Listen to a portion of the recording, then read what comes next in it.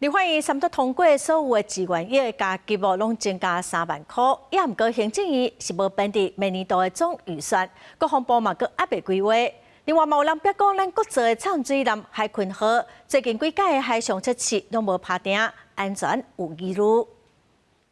国造舰舰海鯤号最近完成5摆破航测试，也毋过防野了拢是无定出海，互入轨这期毋但影响测试结果，也无顾人员安全。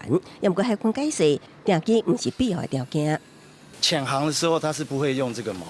那它一般用于在航经这个狭窄水域或是进出港的时候。这次出去做的是比较，并不需要很精准，它最重要是动力的测试。你们的都会说没有要改，我想，但就是在这边要正式的，还是要否认有这样的任何的政治性考量。国防部长郭立雄强调，每摆海测安全是首要考量。佮指出，定期12月中旬回升了后，会佮做相关海测。另外一方面，总统赖清德提出1.25条国防特别预算，甲台湾之盾构想了后，传出国防部当甲 AIT 研究头一批9项对比军购内容，包括第4套爱上飞弹、甲整合舰导指挥系统。具体的案项啊等等，在美方还没有知会国会之前，我们就不对外再公开的说明。凡是有助于这样子的一个整体防空目标的一个能力的达成，都是我们未来这个筹构的一个潜在项目。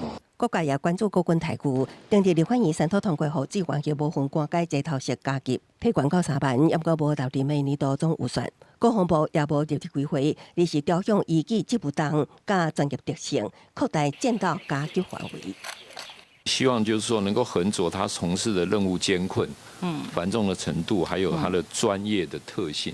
所以其实国防部是反对这种齐头式的这个法。各项勤务加级还有战斗部的定义，我们会来做一个整体的规划。国防部说明，后续会以特征威胁、防卫作战需求甲勤务特征，继续检讨修订各项加级，以照顾官兵，佮提升志愿役老营意愿。公视新闻采访报道。